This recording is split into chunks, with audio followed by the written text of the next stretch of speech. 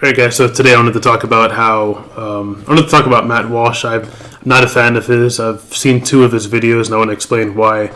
This video was ignorant, and a lot of his content, or at least the 2 videos that I've seen, were just just offline, and why I won't be watching any more of his videos. I'll make sure of that. But in this particular video, I wanted to talk. And so let me explain real quick why I've seen 2 of his videos. One was a Katy Perry video, which I'm a huge fan of Katy Perry. She's my favorite artist. I just like something about her. I just like her style. I'm not going to get into it right now, but and then so he made a video about her, and then he did a video about the New England Patriots, which is like a thing that I'm following because they got rid of the New England Patriots head coach Bill Belichick. 6 Super Bowl championships. This is like a big era, so I happened to run into one of his videos again, so I just wanted to explain why he's off base here, and let's go ahead and get into this video. Well, the NFL playoffs are currently underway. My Baltimore Ravens are playing on Saturday against the Houston Texans, and that's neither here nor there. Some legendary coaches that are getting the boot, including Bill Belichick from the New England Patriots. After 475 years as their head coach and after winning like 83 Super Bowls or whatever it was, he's now gone. And a few days ago, his replacement was announced. And the guy taking over is named Jerod Mayo. He's 37 years old. He's a former player. He has no head coaching experience. He has very little coaching experience in general. And he's the guy that... All right, so this is a common theme in the NFL. This is not out of line. This is something that we see, Cliff Kingsbury, Mike McDaniel, Sean McVay. There's been a bunch of coaches get hired with no head coaching experience. So this is not a one-off. Just it's the trend. Go with young coaches with no experience, and it's been working. So he's making it seem like this is a rare thing. It's not. It's been going on in the NFL for the last few years. Bringing in to take over the most successful, take over for the most successful NFL coach of all time. So we'll see how that works out. I'm guessing it will work out very poorly. That's my prediction. In fact, I'm even more sure that it. And let me be clear: the season's not going to go well. I don't want him to have the opportunity to say, "Well, see, I told you so." Nope. Everyone that watches football knows that the New England Patriots aren't going to do well next year. It's not about.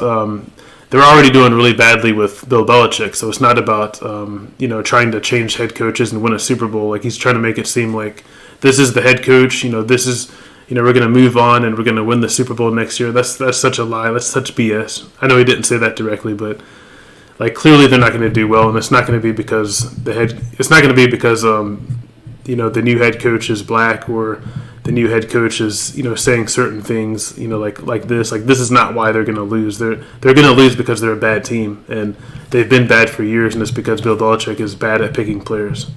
Let's continue. Will work out poorly. After watching the introductory press conference for the new coach yesterday, Jerod Mayo, I guess we should mention now, is black. And that's a fact that shouldn't matter and shouldn't even be notable, especially in the NFL when 70% of everybody in the NFL at every level is black. But it does matter because it... You're missing the point. It is a minority, as a head coach. There's not very many black head coaches, so it is kind of a big deal. So to move the point, you're moving the goalpost to looking at 60% of the NFL is black. That's a misleading statement. We're talking about head coaches. That's BS. Came, of course, a focal point during the press conference, which in turn made the press conference a subject of discussion on social media, with lots of people sharing their opinions about it. So first of all, just as context, it may be worth noting that Mayo explained in his opening remarks that after retiring from the Patriots as a player, he was first a player, now as a coach, but as retiring as a player, he initially left football and went to go work in the financial field. And it was while working in finance that he learned a valuable lesson that will help him as an NFL coach. And here he is explaining that lesson. I took a break. I went to Optum. I needed a break from Bill. Went to Optum for about 4 years. So let me ask you guys this question. Is it possible that you can learn about your current job through another field? I mean, absolutely. You can learn. He never said that he's learning lessons about head coaching. He's learning things that can help him as a head coach. That happens all the time. You can learn Like if you look at Jerry Jones, he learned a lot of his business practices, in the oil field. I think it's the oil field, and it helped him with this NFL franchise and stuff like that. Like you can learn stuff in other fields and apply it to, you know what I mean. It doesn't necessarily mean that you're gonna, because you're worked in finance, you're gonna work in the NFL. That wasn't the point. He's saying that he learned, things that can help him in another field. I mean, that's such a common thing. I don't know why that's so hard to understand. Also, just a thought: didn't you vote for a guy that, had no experience running a country or even a state or a city, yet he had experience in finance? I learned a lot at Optum. Larry Renfro, Mike Mateo, those guys. I learned a lot at Optum about diversity, right? About diversity and inclusion. And you better... Another thing is this. Have you ever seen Remember the Titans? Remember the Titans, learning about, racism, learning about diversity. Did that help Coach Boone? You know what I mean? Like that can absolutely help. Believe it. Being the first black coach here in New England means a lot to me. But those guys taught me you have to take ideas from other people. Black, white, green, yellow, it really doesn't matter. Old, young. Yes, this is an NFL head coach taking over for the greatest coaching legend in the history of the sport, explaining how he learned about the importance of diversity and inclusion while working in finance. If you are a Patriots fan, it's hard to imagine a more discouraging thing to hear from the new head coach of your team. Okay, I don't know how. I mean, there are worse things, I guess. He could have said that he learned about diversity and inclusion from, watching Dylan Mulvaney TikToks. They could have actually hired Dylan Mulvaney to coach the team. That would be worst of all. Not quite there yet. This is ridiculous. So that's where we are now. But in any event, this comment about diversity and inclusion, I think, lends some context to what happened next. During the media questions, during that portion of the event, when they took questions, Mayo and the owner of the team, Robert Kraft, were asked, of course, about the significance of Mayo being a black head coach. And Robert Kraft gave basically a good answer. He said that he hired the best man for the job, and that man just so happened to be black. He said that Mayo's color is not relevant to him. Like, he wasn't looking to hire a black man. He was just looking to hire the best guy, and this is the best guy in his opinion, happens to be black. So that's the right answer. Like, that's the correct answer. That's a good answer. I don't know if it's true. I don't know if that's actually accurate. I'm not sure if they hired the best man for the job or if they were looking to make a diversity hire. We do know that the NFL does a whole hell of a lot to incentivize/force teams to at least consider quote unquote minority candidates. Okay, let me call you on the BS. There's no /force. The NFL doesn't force you to hire minority candidates. It's called the Rooney Rule.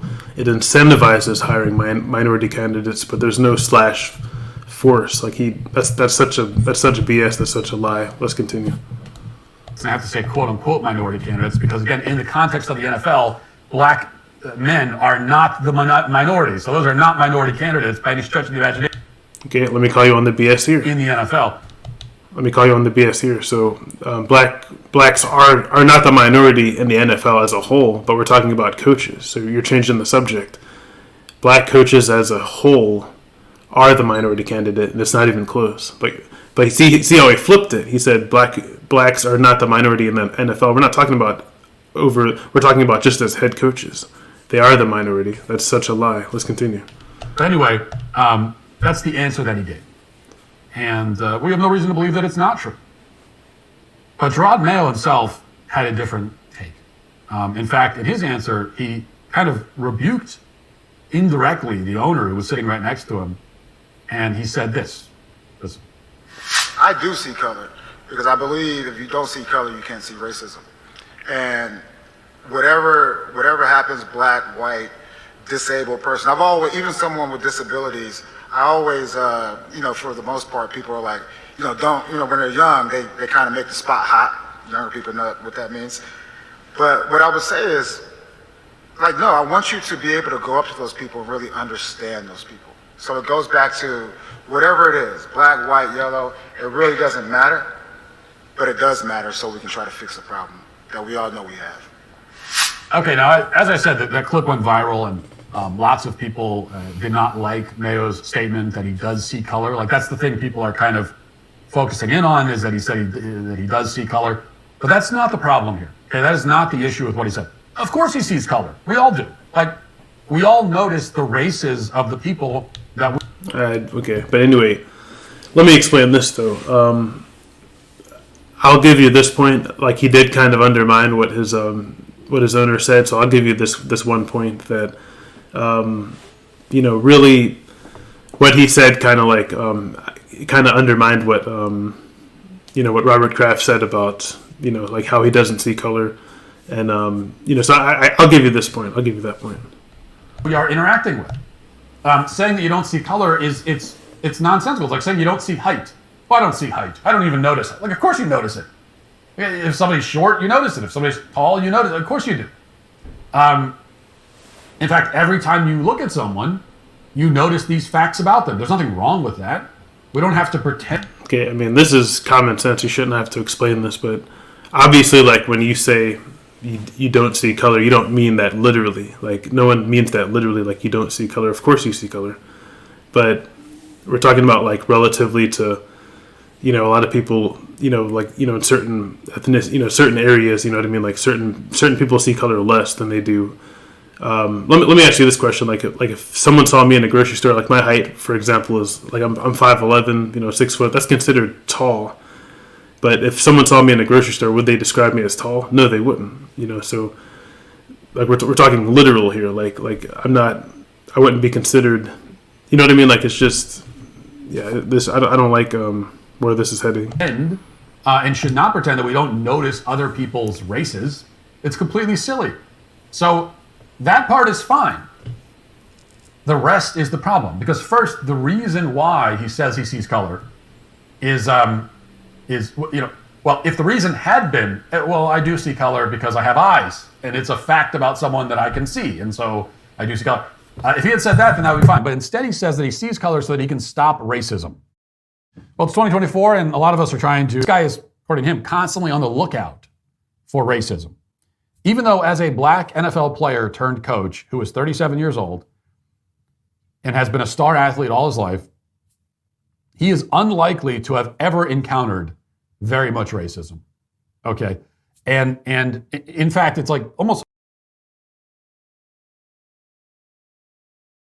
So this is one of the more ignorant things that I've heard so far. Is it's easy to say, like, it's like if I said, because I'm a man, right? And I said, sexism doesn't happen. I don't see it at all, because you can't say just because you don't see it doesn't mean it doesn't happen. I've learned a lot from women that say sexism happens, and I'm not aware of it because I don't see it and I don't do it myself, but it doesn't mean that it doesn't happen. So this is definitely one of the more ignorant points that I've heard so far in this video, is that,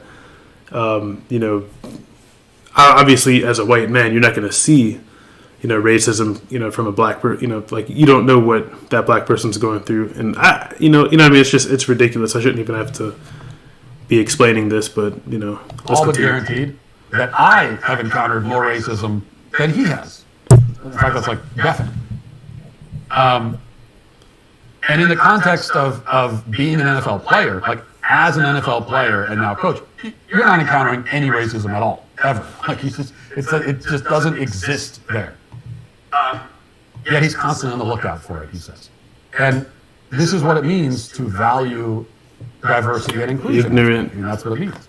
He said he values diversity and inclusion, and now he's explaining what that means. And this is what they taught him in finance. Instead of teaching him, finance. Also, just the idea that there's any... Okay, so if you work at it, like, so again, you can learn other things, like when you're in a field, like when you're in the NFL, you can learn about business, you could learn about, plenty of other things. If you look at guys like LeBron James, he's learning about business right now, but he's in the NBA.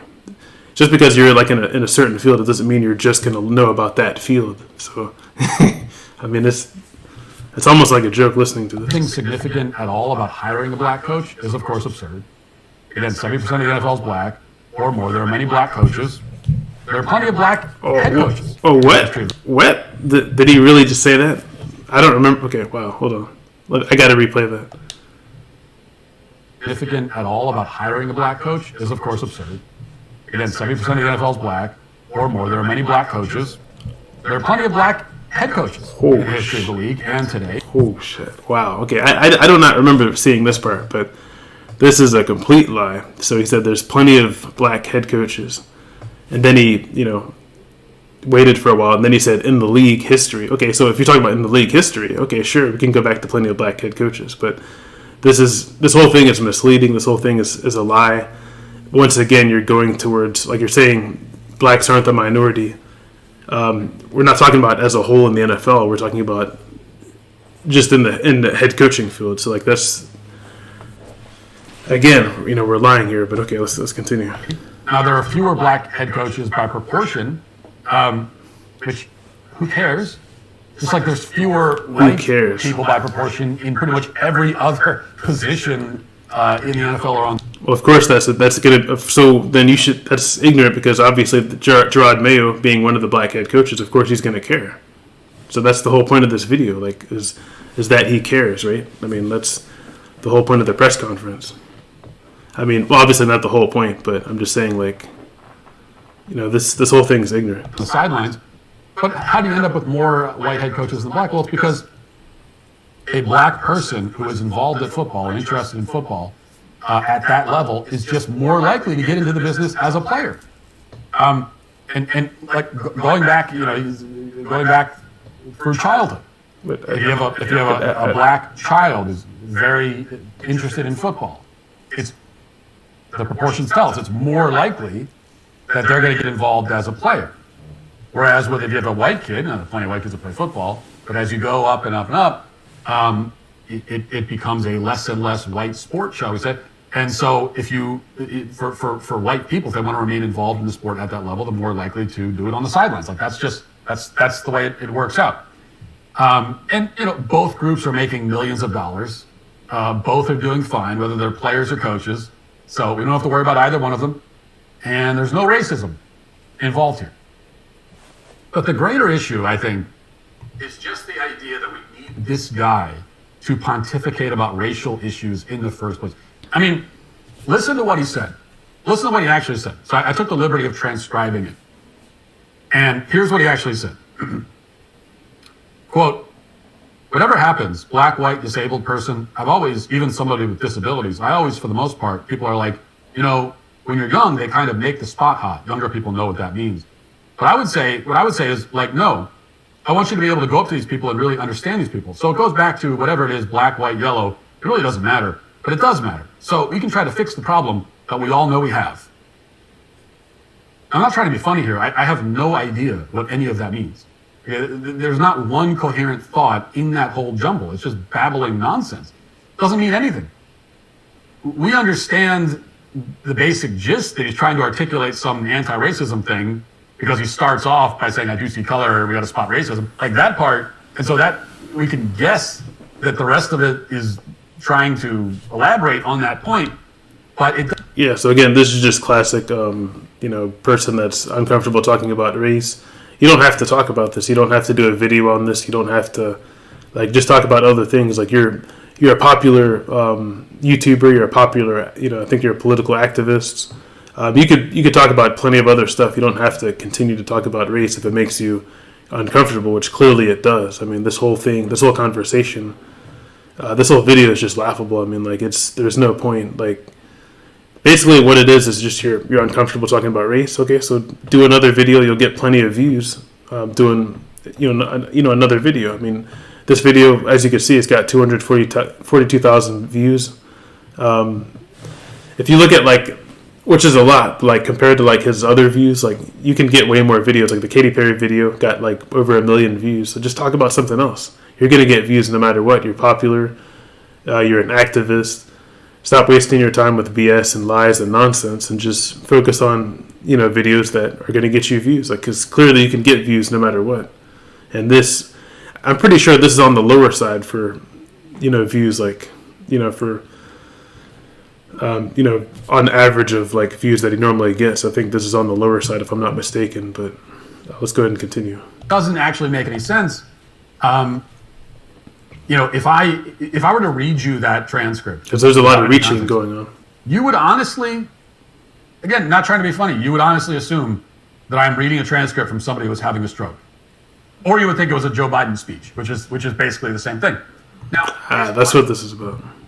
I don't blame Politics. Jerod Mayo for that. He's a football coach. He was a player before that. And for all I know, he'll be a great football coach. Again, I'm skeptical of hiring somebody with such little experience to replace especially. Again, let's talk about the coaches with little experience. You got Cliff Kingsbury, went to the Arizona Cardinals. You got Sean McVay, went to the LA Rams. You got that guy for the Packers. He went to the Packers. You got Mike McDaniel, went to the Dolphins. All these guys have little to no head coaching experience. Look at Nick Sirianni in Philadelphia. Little to no head coaching experience. In fact, all the guys that I mentioned have zero head coaching experience. So this is not. Again, we're trying to make this out to something that's new. Like, this is not new. This is the trend that's been going on for the last few years. Clearly, you're not paying attention. But let's continue. Most legendary NFL coach of all time. But he could end up being plenty of coaches that have been hired at that age, and end up being great coaches. So he could be a great coach. He knows plenty about football. He knows a lot more than I do about it. But he's not a social commentator. And he's been an assistant head coach behind the greatest coach of all time. So I mean, he's learning clearly. Of course, he comes from the defensive side, but again, this season isn't about flipping the coach so we can win a Super Bowl, flipping the coach so we can make the playoffs. They're in a rebuild mode. They're not going to be successful next year. Like, anyone can tell you that. Like, he's trying to make it seem like he's trying to make this into I told you so. See what happened. They got rid of Bill Belichick. And look where they're at. Well, look where they are now. The point of getting rid of Bill Belichick isn't to win a Super Bowl. It's not to make the playoffs. It's not to they might win more games than they did last season. Maybe not. But that's not the whole point. Like, the whole point is they're in a rebuilding mode, and he wanted to get away from the headache that is Bill Belichick, because we all know Bill Belichick. If you pay attention to sports, Bill Belichick is a headache. But the thing is, Bill Belichick was a headache when they were winning Super Bowl, so they let it slide.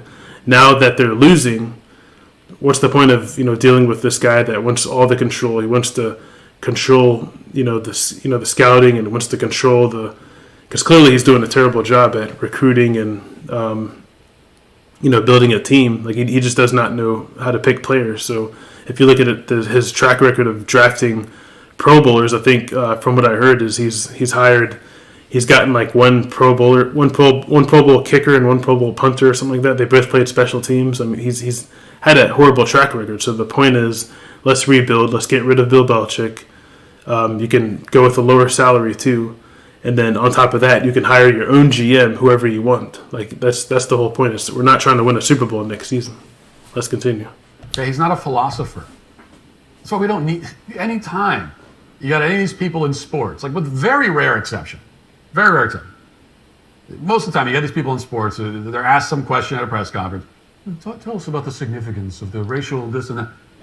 What they have to say is, if you can even understand what they're trying to say, it's like the dumbest thing you've ever heard.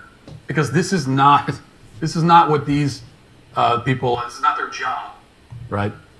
And this is not, they live their lives obsessed with football. This is all they think about is football, which makes a lot of sense if you're in the football business. But we don't need these guys to give us sermons. And in fact, it would just be better if they didn't. It really would be. Hey, YouTube, thanks for listening to the show. If you'd like access to my... Okay, so... Wow, so there's a lot said there, but I don't even know where to begin. Like, it's just, this whole video is just, I'm going to take a word out of Skip Bayless's book, ASA 9, ASA 10, ASA 11, and ASA 12 in favor of Tom Brady, the GOAT. Like, that's basically what this video was. It's ridiculous.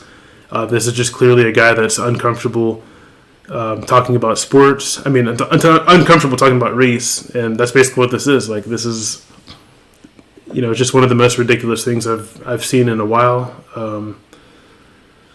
So anyway, I'd love to get your thoughts, but that's the reason why I won't be watching any more of this guy's videos. I stumbled into two of them by mistake, like I said. I just happened to click on it, made the mistake. Won't make that mistake again. So I'd love to get your guys' thoughts. Do you like this guy? Do you agree with my take? Do you agree with his take? I'm just curious. I mean, he's going to have a lot of fans. He's got a lot of cultist followers that just, I've been in his chats before. Like, I've seen I've seen, or I've been in the comments, and there's just people saying ridiculous things, and it's just like one person tried to literally say, well, what about white cornerbacks? There's no white corner. There's only been one white cornerback since 2008. That's a racism problem. And then I checked it out. I didn't realize that was the case. There has only been one white cornerback. For some reason, there's been very rare. It's been very rare to find white cornerbacks, but that's not a racism thing. I fought back and I told him that a lot of these coaches, a lot of these scouts that are picking players, a lot of these owners, the majority of them are white. So if it's a racism problem, blame them. They're all white. They have the ability to pick white cornerbacks if they want. So you know what I mean. There's a lot of pushback to talking about race. For whatever reason, people just get uncomfortable. But anyway, I'm going to move on. But I'd love to get your thoughts. I could go on. I could go on for another hour. I'm not going to. I'm not going to waste any more time on this. Catch you in the next video. Peace.